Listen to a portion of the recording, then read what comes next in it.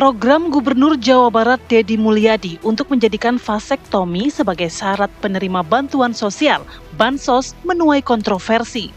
Salah satunya dari Majelis Ulama Indonesia Jawa Barat. MUI Jawa Barat menegaskan bahwa vasektomi atau sterilisasi permanen pada pria hukumnya haram dalam Islam, kecuali dalam kondisi darurat yang didukung oleh pertimbangan medis. Fatwa ini merujuk pada hasil ijtima ulama Komisi Fatwa se-Indonesia di Tasikmalaya tahun 2012. Jika rencana kebijakan tersebut tetap dilakukan, maka Gubernur Jawa Barat itu dianggap telah mengabaikan fatwa MUI Jawa Barat. Menyadari bahwa wacana ini ditentang oleh sejumlah pihak, Gubernur Jawa Barat kemudian menegaskan bahwa program keluarga berencana memiliki banyak alternatif selain vasektomi, di antaranya penggunaan alat kontrasepsi oleh para suami agar lebih bertanggung jawab dalam program keluarga berencana. Lantas dengan polemik yang berkembang, apakah pemerintah Provinsi Jawa Barat akan tetap memasukkannya sebagai salah satu syarat penerima bansos? Tim TV One mengabarkan.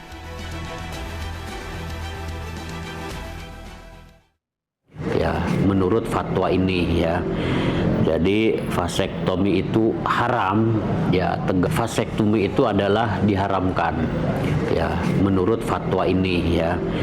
Jadi vasektomi itu haram ya, tegas, kecuali ada pengecualinya itu beberapa pertimbangan ya.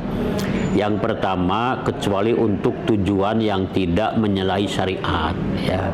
Jadi tidak bertentangan dengan syariat. Nah, nanti kita ukur apakah rencana kebijakan Pak Gubernur itu bertentangan nggak gitu. Ya, itu masalahnya. Kembali di Apa Kabar Indonesia Pagi, pemirsa. Tadi kita sudah menyimak bagaimana dialog pengantar kita pada pagi hari ini, Putri.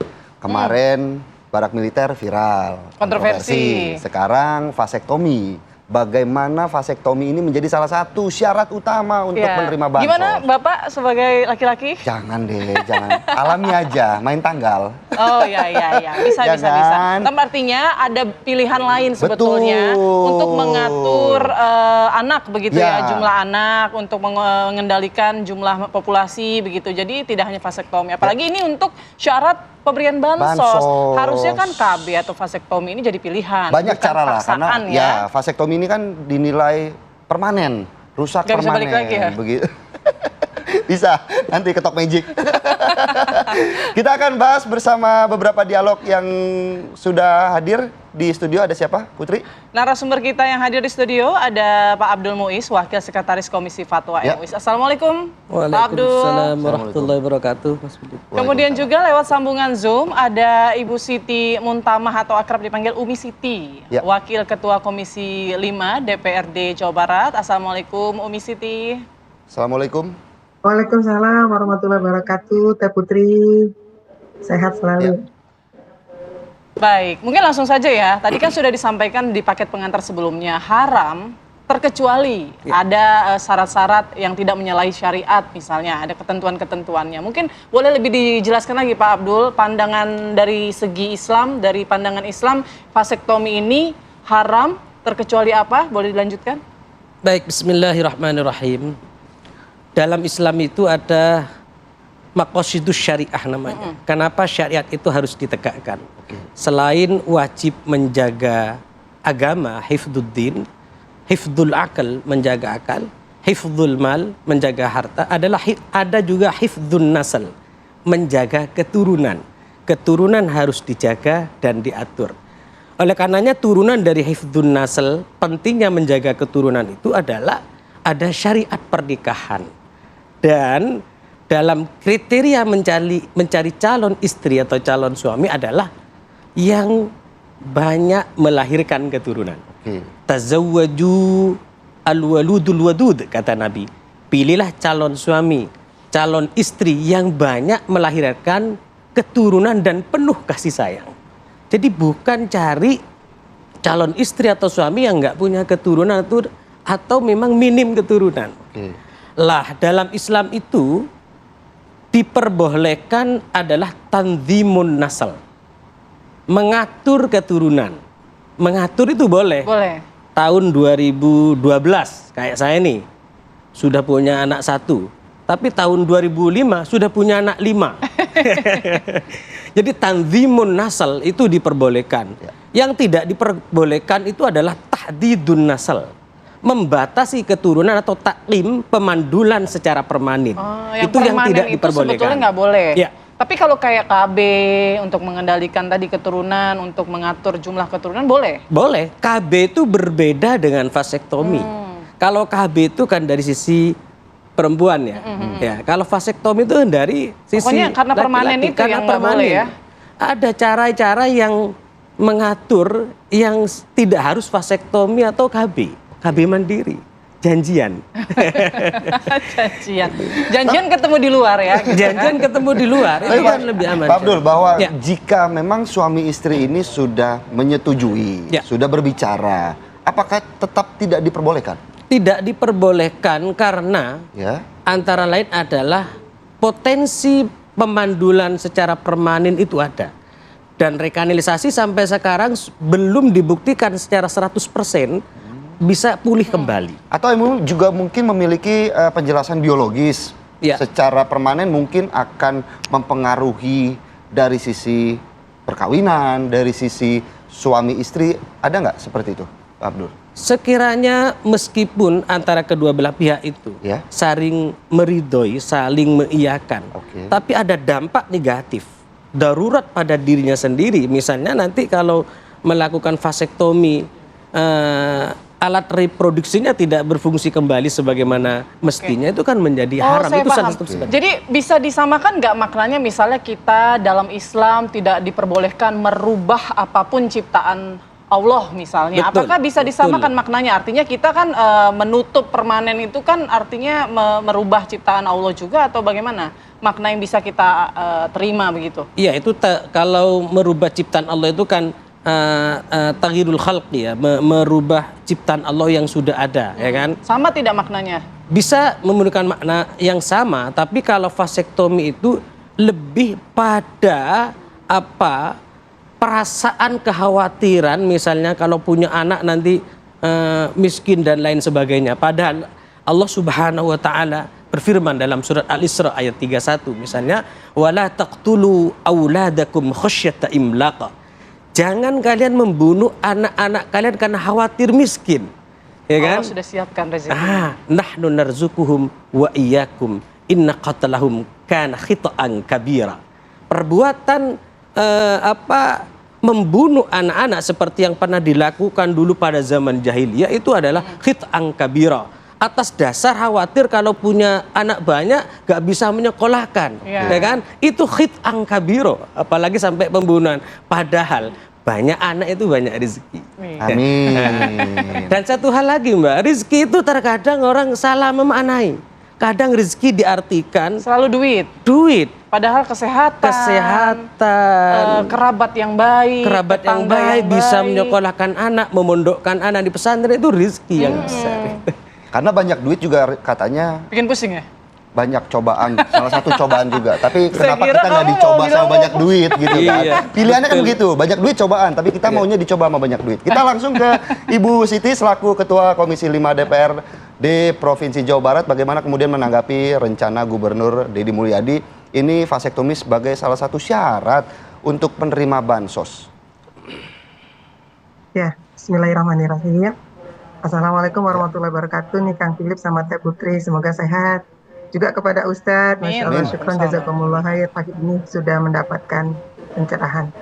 Pertama, kami sebagai Komisi 5 di DPRD Jawa Barat melaksanakan tugas ya untuk mengawasi semua kebijakan-kebijakan yang dilakukan oleh pemerintah Provinsi Jawa Barat yang hari ini sedang viral dan sedang menjadi pembicaraan publik keterkaitan dengan vasektomi atau KB laki-laki untuk laki-laki dimasukkan dalam persyaratan bansos. Pertama, saya ingin menyoroti satu hal yang perlu kita pahami bersama-sama di Jawa Barat. Jawa Barat ini adalah provinsi terbesar, penduduknya banyak dan penduduk miskinnya banyak gitu. Sehingga ada beberapa kebijakan-kebijakan untuk melakukan percepatan-percepatan. Saya lihat dalam kebijakan untuk pengendalian penduduk dan KB yang dilakukan oleh pemerintah dari dulu, MOP itu adalah salah satunya dan sampai hari ini berjalan begitu ya. Tapi ketika Pak KDM menyampaikan itu sebagai salah satu syarat bagi warga miskin atau keluarga miskin untuk mendapatkan bansos atau beberapa kebijakan-kebijakan pemerintah begitu kemudian menjadi kontroversi. Yang perlu kita garis bawahi bahwa MOP itu adalah salah satu KB yang dilegalkan di negara ini. Ya, mungkin kita perlu melihat bagaimana kebijakan yang dilakukan oleh BKKBN. Ya. Dan saya sendiri melihat, saya dari Dapil Kota Bandung Cimahi, di PPKB Kota Bandung Cimahi bersama dengan seluruh unsur secara pentahelix kolaborasinya, itu juga membuka dan banyak sekali laki-laki yang menjadi yang KB-nya adalah dengan MOP ini dan mereka mendapatkan penghargaan. Jadi ini adalah program yang lama sebenarnya dan sudah berjalan bertahun-tahun gitu ya. Tetapi ketika ini dimasukkan menjadi salah satu syarat untuk memberikan intervensi percepatan di dalam menyelesaikan beberapa persoalan yang ada di Jawa Barat. Salah satunya adalah masyarakat miskin, keluarga miskin. Mohon izin Ustadz, saya juga sendiri melihat ya sebagai Komisi 5 mendatangi beberapa shelter-shelter kita untuk membantu masyarakat keluarga miskin. Ada seorang perempuan dengan usia di bawah 35 tahun, anaknya 11. Dengan, kita bayangkan ya 11, jadi hampir setiap tahun tuh 1. Bahkan ada yang 2, gitu, dengan kondisi ekonomi yang sangat kurang. Fenomena ini adalah fenomena gunung es. Banyak sekali persoalan-persoalan yang dihadapi oleh keluarga-keluarga yang perlu diedukasi. Dan juga saya melihat di Kota Bandung sendiri juga ada di rel kereta api. Itu anaknya itu 11 gitu. Kalau kita lihat ukuran negara ini melakukan pembangunan dalam rangka untuk menghadirkan sebuah kesejahteraan gitu ya, ada beberapa hal yang memang dilakukan oleh pemerintah. Selain intervensi informasi, edukasi, kesempatan, termasuk juga hal-hal yang mungkin ada intervensi-intervensi khusus. Jadi saya melihat tetap saja bahwa Bapak Gubernur Jawa Barat ini ingin menyampaikan beberapa hal kebijakan yang dilakukan oleh pemerintah. Contohnya misalnya yang saya dengar sendiri ya, sendiri untuk memberikan bantuan 150.000 listrik Bu Siti, kepada 150 keluarga misalnya. Nah, saya melihat bahwa ini kemudian sebaiknya memang karena kalau keluarga miskin dengan beberapa fenomena-fenomena yang ada gitu ya, salah satunya misalnya karena anaknya udah banyak, di bawah usianya usia subur gitu ya, mungkin barangkali persyarat-persyarat itu tetap menjadi sebuah hal yang diperhatikan. Bu Siti, artinya wajar begitu maksudnya pemerintah bisa saja mengatur jumlah keturunan untuk mengendalikan populasi melalui vasektomi, terutama dalam penerimaan bansos begitu. Nah, saya melihat bahwa kita harus berpikir secara jernih ya, dalam artian gini. MOP itu tetap ada, bansos itu ada, gitu ya. Kita harus adil ya melihatnya. Terus kemudian ada beberapa percepatan yang dilakukan untuk menekan kemiskinan, salah satunya. Jadi itu tidak mutlak pasti setiap yang penerima bansos harus divasektomi, nggak begitu ya. Yang saya tangkap itu begitu. Tetap bahwa bagaimana dinas ini menerjemahkan sesuai dengan aturan-aturan yang ada, mulai dari undang-undang, kemudian juga peraturan pemerintah yang dikeluarkan oleh kementerian begitu selama ini berjalan, termasuk juga kerelaan kayak bahwa hal-hal itu pasti akan menjadi poin-poin yang harus diterjemahkan. Untuk itu kami mengawasi itu.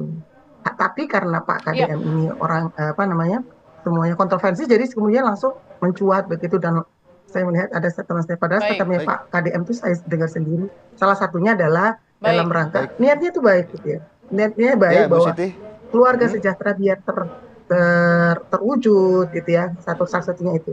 Dan pasti vasektomi itu diberikan kepada orang-orang yang di usia subur gitu ya. Di usia subur yang kemudian itu dengan ada beberapa syarat yang ada yang sesuai dengan yang selama ini berjalan. Ini cukup menarik ya, Pak Abdul Muiz, mungkin bisa langsung ditanggapi bagaimana penjelasan dari Bu Siti tadi bahwa ini sebenarnya bisa saja kok diterapkan begitu. Wajar lah begitu ya, tapi mungkin yang jadi kontroversi adalah jadi syarat penerimaan bansosnya itu. Ya betul, jadi ini kan bermula dari sebuah gagasan sebenarnya, ide dan rencana. Sudah berjalan pula kata Bu Siti. Oh ya, jadi penting juga bagi pemangku kebijakan pemerintah itu setiap ketika memberikan satu rencana, satu undang-undang atau kebijakan, adalah pijakannya adalah maslahah. Sebagaimana dijelaskan dalam kaidah fikih, tasarruful imam ala ra'iyah manutun bil maslahah.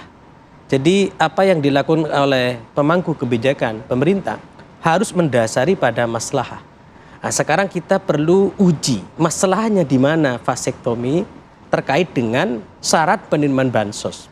Karena begini, bansos itu adalah hak rakyat yang harus diberikan oleh pemerintah. Ya.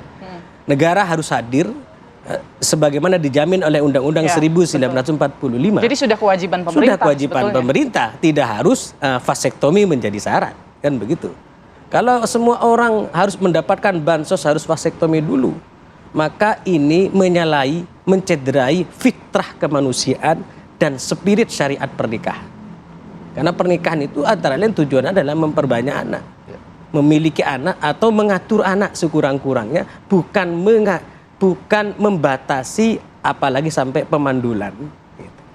Oke, Bu Siti mungkin bisa ditanggapi Bu Siti bahwa vasektomi ini apakah tidak melanggar hak pribadi begitu ya, fitrahnya tadi yang disampaikan oleh Pak Abdul Muiz begitu dalam hal ini? Saya tadi juga menyampaikan bahwa dinaslah yang menerjemahkan ini dan kami yang awasin gitu ya. Diterjemahkan di sini disesuaikan dengan vasektomi yang dilakukan oleh Dinas Pengendalian Penduduk ya dan Keluarga Berencana di dalam menjalankan kegiatan-kegiatan ini. Dan penerima bansos itu kalau memang tidak perlu adanya sebuah vasektomi, ya kenapa harus dilakukan? Itu satu. Kemudian yang kedua, ketika misalnya seperti tadi misalnya anaknya sudah banyak banget gitu. Terus kemudian kan selama ini biasanya laki-laki perempuan yang diminta gitu ya. Itu tetap ditanya gitu. Tetap ditanya tentang kerelaan. Karena sampai hari ini itu yang namanya vasektomi tetap kerelaan. Poin-poin itulah yang nanti akan kami coba awasi supaya kontroversi yang terjadi di masyarakat gitu ya, masyarakat ini tidak berlarut-larut ya dalam hal ini ya. Bahwa satu hal niat baik yang dilakukan oleh Pak KDM ketika menyampaikan sebuah program gitu ya, oke, memang betul bansos itu memang haknya gitu. Tetapi kewajiban pemerintah juga membawa keluarga miskin ini juga keluar dari kemiskinan. Salah satunya adalah dengan arahan gitu ya, dan tetap mengikuti kaidah-kaidah undang-undang sekaligus peraturan pemerintah yang berlaku keterkaitan dengan MOP. Dan MOP ini selama ini tetap berjalan dan banyak gitu ya, dan banyak saya tahu betul itu bagaimana dinas DPPKB ya di Kota Bandung misalnya itu melakukan itu, berkolaborasi dengan TNI biasanya ya, TNI untuk melakukan ini sebagai salah satu bakti sosial kepada masyarakat. Hanya tambahannya mungkin barangkali yang kontroversi juga mendapatkan langsung uang 500.000 dari Pak KDM, ini yang menarik memang, dan masyarakat kita itu antusias gitu dengan hal. Mohon izin. Baik. Ya, Bu Siti, yang perlu kita tahu juga, apakah masyarakat ini sudah cukup diberikan edukasi melalui mengenai vasektomi? Jangan-jangan masyarakat hanya tahunya itu hanya syarat begitu, tapi tidak tahu sebetulnya tujuan dari vasektomi. Nanti kita bahas selengkapnya usai jeda berikut, tetap bersama kami di Apa Kabar Indonesia Pagi.